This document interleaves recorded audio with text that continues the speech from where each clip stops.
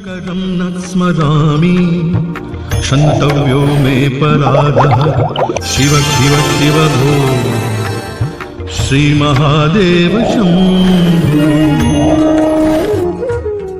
ज्योतिष में आस्था और विश्वास रखने वाले सभी दर्शकों को प्यार भरा नमस्कार। मेरे इस YouTube चैनल ज्योतिष अथय ज्ञान सागर को सब्सक्राइब करें और साथ ही साथ बेल आइकॉन के बटन को प्रेस करें ताकि सभी नोटिफिकेशन आपको मिलती रहें। वीडियो में दी गई जानकारी अगर आपको महत्वपूर्ण और ज्ञानवर्धक लगती है तो इसको शेयर और लाइक करना ना भूलें ताकि आपका प्यार और सपोर्ट इसी तरह से मुझे मिलता रहे। वैदिक और ज्योतिष परंपरा में यह बताया गया है कि चैत्र शुक्ल प्रतिपदा से के दिन हिंदू नववर्ष का आरंभ होता है, क्योंकि इसी दिन ब्रह्मा जी ने सृष्टि का निर्माण किया था। ज्योतिष शास्त्र में ये भी बताया गया है कि जब सूर्य और चंद्रमा, ये देखिए सूर्य और चंद्रमा मीन राशि में एक ही अंशों पर गोचर कर रहे होते हैं, तब हिंदू नववर्ष का आरंभ होता है। सामान्यतः अगर आप देखेंगे तो ऐसी स्थिति हर साल आपको मार्च या अप्रैल के महीने में बनती हुई दिखाई देती है और इस समय मौसम भी बदलाव की स्थिति में होता है। सर्दियां समाप्त होती हैं और गर्मियों का आगमन शुरू हो जाता है। इस बार अगर आप देख रहे हैं तो व्हाइट बोर्ड पे मैंने एक कुंडली बना के रखी है। तो इस वर्ष जो है 12 अप्रैल को सुबह 8 बजे भारतीय समय के अनुसार ये जो कुंडली मैंने बना रखी है ये नव वर्ष की कुंडली बनी हुई है, जिसमें अगर आप देख रहे हैं तो ये वृष लगन की कुंडली बनी हुई है। यानी वृष लगन से ही कुंडली का उदय हो रहा है।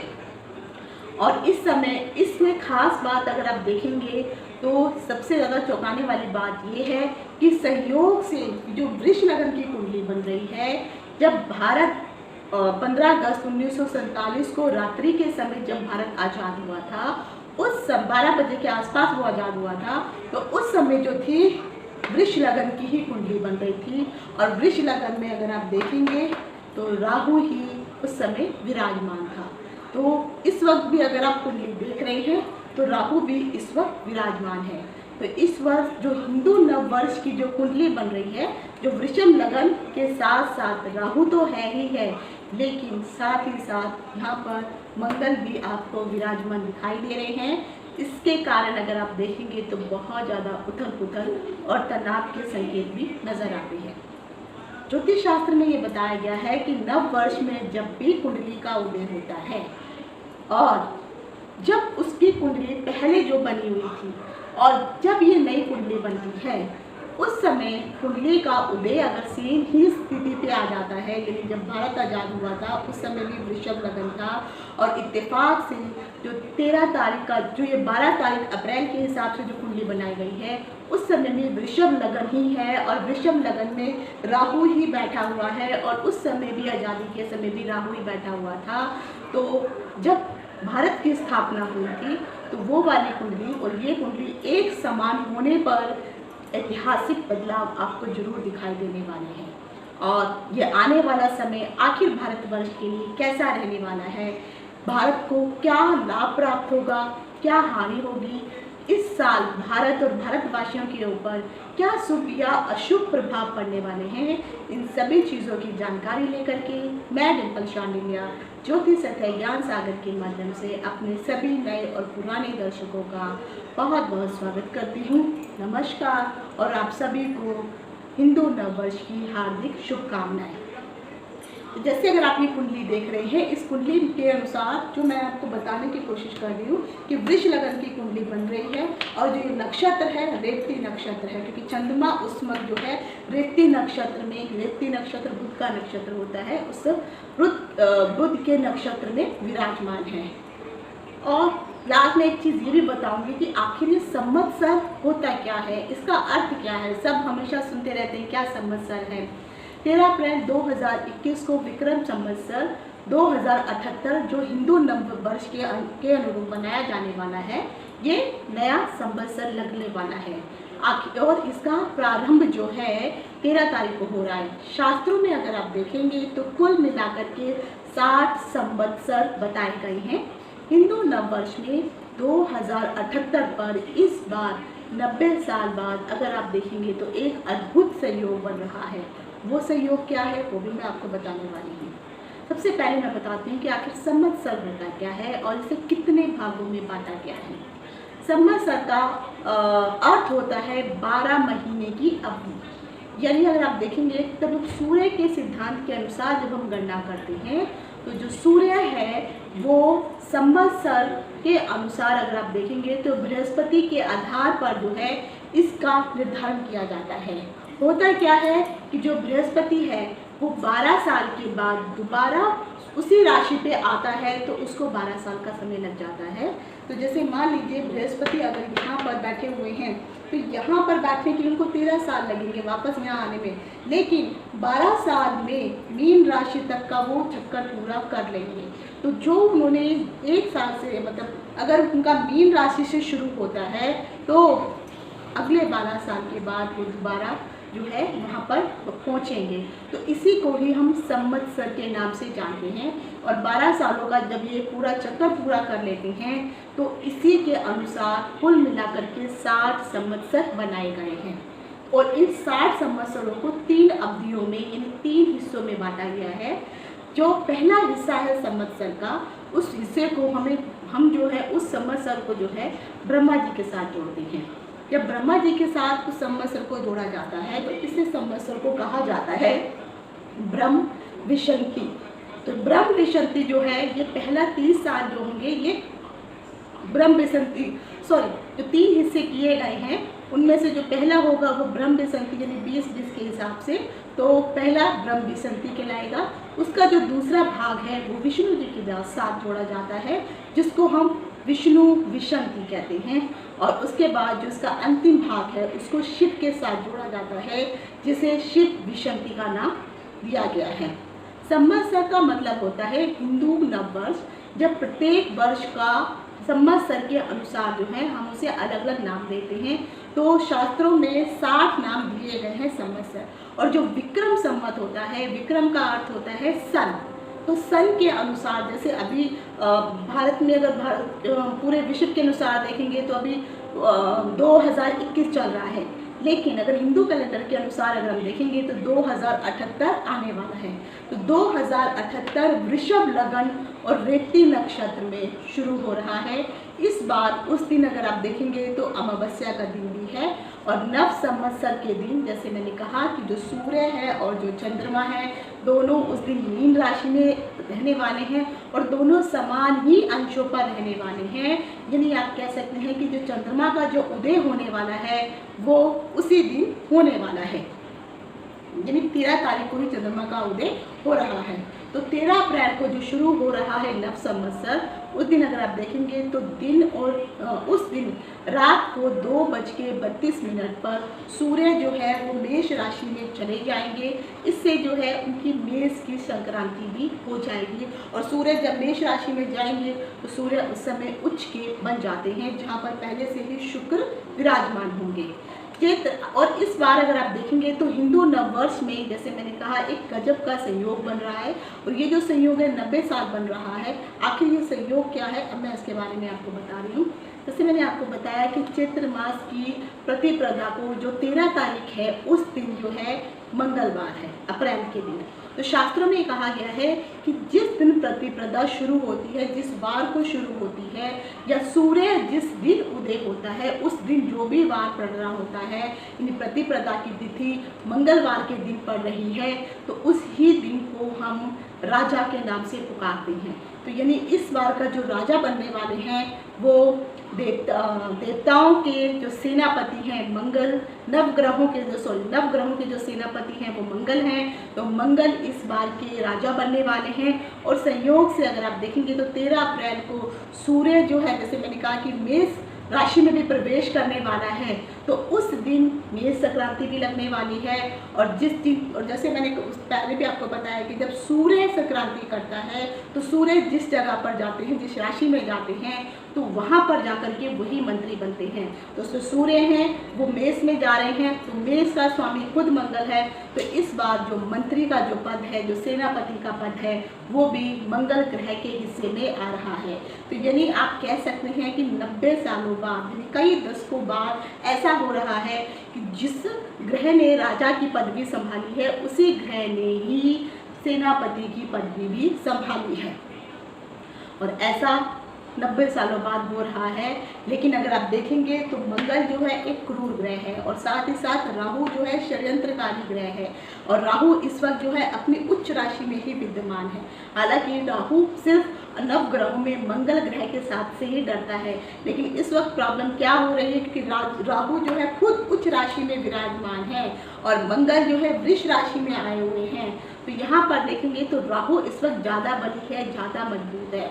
और जो मंगल है, हालांकि ये लगन में आए हुए हैं और लगन सर्वदा जो है सर्वदा शुभ माना जाता है। तो लगन भी यहाँ पर बैठ करके अपना प्रभाव देगा और राहु भी यहाँ पर बैठ करके अपना अलग प्रभाव देगा और ये दोनों मिलकर अपना एक अलग प्रभाव देंगे। तो यानी इस वक्त अगर आप देखेंगे तो भारत में एक नहीं, दो नहीं, 3 प्रकार से प्रभाव मिलेंगे। यानी आप कह सकते हैं कि अगर आप खीर बनानी है, जब आप खीर बनाते हैं तो खीर में चावलों का अलग स्वाद होता है, दूध का अलग स्वाद होता है और मिठास, जो चीनी की मिठास है उसका अपना स्वाद होता है। और जब ये तीनों मिल जाते हैं तो जाके खीर का निर्माण करते हैं। तो जब ये एक अलग फल हो जाता है। तो उसी अनुसार मंगल अपना फल देंगे, राहु अपना फल देंगे और दोनों मिलकर के अपना फल देंगे। तो क्या फल देने वाले हैं वो मैं अब आपको बताने वाली हूँ। जैसे मैंने कहा कि मंगल और राहु जो है लगन में ही विराजमान है। राहु षड्यंत्रकारी है, लेकिन क्योंकि राहु इस वक्त उच्च राशि में विराजमान है, जिसके कारण होगा क्या कि जो भी ग्रह बली होता है वो कोशिश यही करता है कि कम से कम दुष्प्रभाव डालें, लेकिन चोर चोरी से जाए, हेरा फेरी से ना जाए। तो कहीं ना कहीं राहु जो है उतना ज़्यादा दुष्प्रभाव नहीं देगा, लेकिन उसकी जो प्रवृत्ति है षड्यंत्र करना, माया रचना, वो तो वो जरूर रचेगा ही रचेगा। तो इस बार जो 2078 वर्ष का जो संवत्सर पड़ रहा है, ये आखिर क्या कह रहा है, ये आपको क्या देने वाला है। इस साल जो है अगर आप देखेंगे तो मंगल यहाँ पर होने मेष राशि, मंगल आपको अगर आप देखेंगे तो ये धरती और सूर्य का पुत्र है। तो सूर्य में जहाँ गर्मी होती है तो वहीं मंगल में भी गर्मी होती है। तो इस कारण अगर आप देखेंगे तो भारत में इस बार बहुत अधिक गर्मी पड़ने वाली है, क्योंकि मंगल गर्म ग्रह है और बारिश जो है इस साल कम होने वाली है। मंगल क्रूर ग्रह है और साथ ही साथ वो देवताओं का सेनापति भी है।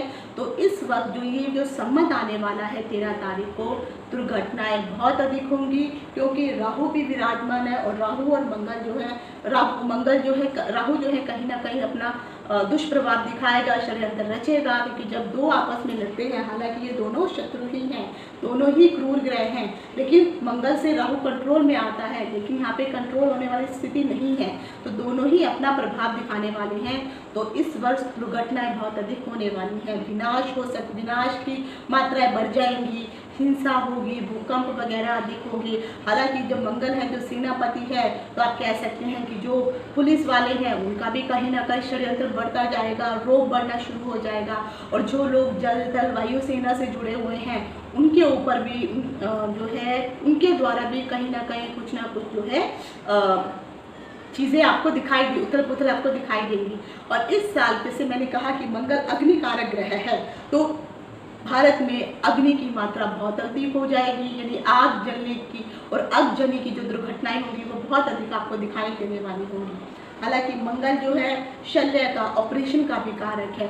तो ये जरूर है कि मंगल जब अपना अच्छा प्रभाव देगा तो यहाँ पर चिकित्सा बढ़ जाए, चिकित्सा में कुछ आपको जो है एक अच्छा चीज़, कुछ नई चीज़ डेवलप होती हुई दिखाई देगी।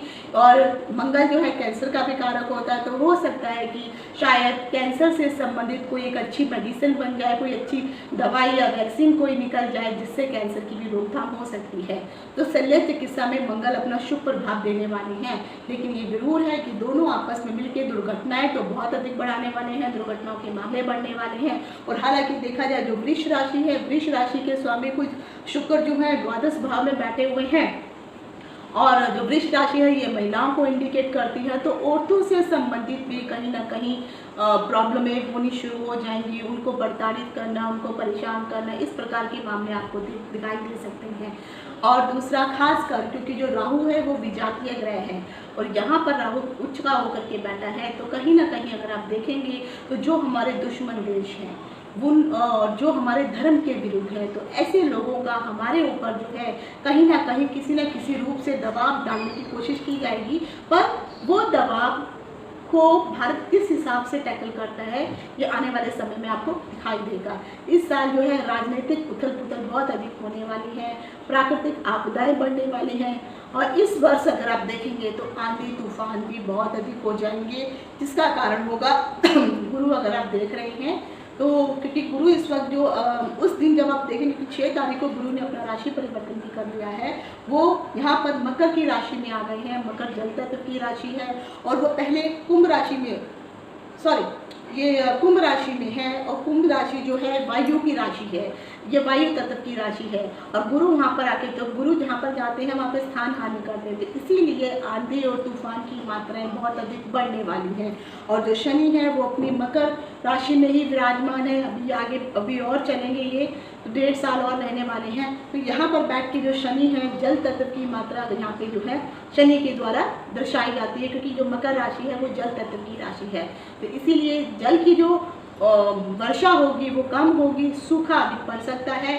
लेकिन अगर जब ठंड का जब मौसम आएगा उस समय जरूर आपको अत्यधिक मात्रा में बर्फ़ पड़ती हुई दिखाई जरूर देगी। ठंड की बहुत अधिक हो जाएगी जब तक जो है शनि अकेले ही रहेंगे, क्योंकि अभी 2-3 महीने बाद फिर से जो है बृहस्पति यहाँ पर मकर राशि में आ जाएंगे, और मकर राशि के बाद जो है वो नवंबर के आसपास फिर से दोबारा कुंभ राशि में वो चले जाएंगे।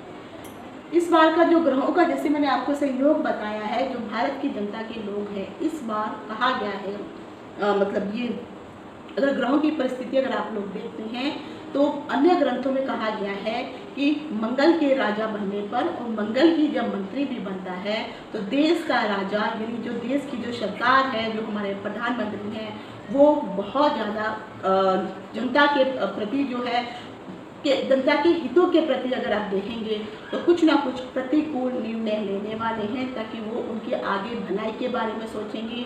कुछ इस प्रकार के नियम और कानून बनाए जाएंगे ताकि वहाँ पर जो है रोकथाम की जाए जो गलत चीज़ें होंगी। लेकिन क्योंकि राहु यहाँ पर बैठा हुआ है तो षड्यंत्रकारी यहाँ पर उस चीज़ को बनने नहीं देंगे, और उसको में कोई ना कोई षड्यंत्र करके जैसे महंगाई हो जाना, अग्निकांड करना, मतलब जो षड्यंत्रकारी हैं वो लोग जानबूझ के आग लगेगी नहीं, लेकिन जानबूझ के वहाँ पे आग लगाई जाएगी, और बिजली जैसी समस्याएं वहाँ पे उत्पन्न होगी। अगर बरसात वगैरह अगर मौसम से संबंधित देखेंगे तो जैसे मैंने कहा कि बारिश वगैरह उतनी ज़्यादा नहीं होगी, और इलेक्ट्रिसिटी जैसे जो बारिश होती है तो उस समय बहुत ज़्यादा बिजली कड़कती है, जो गरजती है, तो बिजली से संबंधित जो भी है उस समय प्रॉब्लमें बहुत अधिक बढ़ जाएंगी, दुर्घटनाएं बहुत अधिक उस समय आपको देखने को मिलेंगी, और ख़ासकर फसलों के ऊपर जो है बहुत अधिक नुकसान देखने को मिलेगा, और लोगों के अंदर पित्त की मात्रा बहुत अधिक बढ़ जाएगी, गर्मी बहुत अधिक हो जाएगी, क्योंकि जैसे ही गर्मी होगी लोगों के अंदर, जिसके कारण काफ़ी लोगों की जो है रहस्यमय तरीके से जो है मृत्यु भी होगी। हालांकि केतु भी ऑपोजिट साइड में उच्च का होकर बैठा है, और केतु इंजरी भी देता है, और केतु खुद स्वयं मंगल की राशि में आकर के बैठा है, तो इसीलिए जब एक दूसरे का दृष्टि का प्रभाव भी पड़ता है तो कहीं ना कहीं सर्जरी जैसी जो चीज़ें हैं वो भी मनुष्य के ऊपर जो है, वहाँ की भारत की जनता के ऊपर आपको दिखाई देंगी, और जिसके कारण जो है गर्मी के कारण लोगों में पित्त की मात्रा बनेगी और लोग परेशान होंगे। और मंगल के राजा बनने के साथ साथ मंत्री का, जब राजा भी मंत्री ही बन जाता है तो उस समय हो सकता है कि कहीं ना कहीं आपातकाल युद्ध जैसे भी हालात बन जाए, क्योंकि दोनों का कंट्रोल एक ही व्यक्ति के जब हाथ में आता है तो बाकी सब चीज़ों को समझने के लिए जो दूसरे लोग हैं वो उतना ज़्यादा अपना प्रभाव नहीं दे पाते हैं, जिसके कारण होगा क्या कि लगन में बैठा हुआ मंगल और लगन में बैठा हुआ राहु और सप्तम भाव में बैठा हुआ केतु, और जो क्योंकि लगन का जो स्वामी है जो शुक्र है, शुक्र इस वक्त खुद जो है द्वादश भाव में बैठा है, और ये द्वादश भाव शुक्र का जो अधिपत्य है वो ये है, और यहाँ पर बैठ करके क्योंकि वो 12वें भाव में बैठा है तो इससे एक फ़ायदा ये जरूर होने वाला है, यहाँ जो भी यात्राएं होंगी, जो भी व्यय होंगे, तो भारत की तरफ से जो है व्यय बहुत अधिक होने वाले हैं, लेकिन फिर भी कहीं ना कहीं जो दूसरे विजातीय लोग हैं, जो विदेशी लोग हैं, वो इस वर्ष आ करके भारत के अंदर बहुत बड़ा निवेश करने वाले हैं, और निवेश होगा ही होगा, जिसका कारण हो क्या रहा है, क्योंकि ये इन दोनों का अगर आप देखेंगे तो राशि परिवर्तन हो रहा है, शुक्र मंगल की राशि में आके बैठा है और मंगल शुक्र की राशि में आकर के बैठा है, तो इसे राशि परिवर्तन योग का भी एक महायोग कहा जाता है, शुभ योग कहा जाता है। और जब दो राशियां आपस में इस तरह से स्थान बदलती हैं तो कहीं ना कहीं शुभ योग बना के बनता है, जिसके कारण मंगल और शुक्र दोनों ही एक दूसरे की राशि में विराजमान है। शुक्र मंगल के यहाँ स्थान परिवर्तन कर रहा है, तो यहाँ पर होगा क्या कि भारत में जहाँ पर आकर के जो राहु है वो विजातीय है, तो जो दूसरे देश के लोग हैं, जो हमारे अन्य धर्म से विरुद्ध जो लोग हैं वो भारत में आएंगे, अपना निवेश यहाँ पर बढ़ाएंगे, विदेशी शक्तियाँ होंगी वो जरूर भारत के ऊपर अपना जो है कब्जा जमाने की कोशिश करेंगी। हाँ, पाकिस्तान के साथ भी, क्योंकि पाकिस्तान भी हमारे धर्म के विरुद्ध है, चीन भी हमारे धर्म के विरुद्ध है, क्योंकि हम हिंदू धर्म के हैं, उनका धर्म अलग है। तो ये विजातीय शक्तियाँ जो है जरूर भारत के ऊपर जो है किसी न किसी षड्यंत्र करके या परेशानी करके भारत को जो है परेशान करने की कोशिश करेंगे, लेकिन फिर भी उनका ये जो मंसूबा है वो पूरा हो नहीं पाएगा।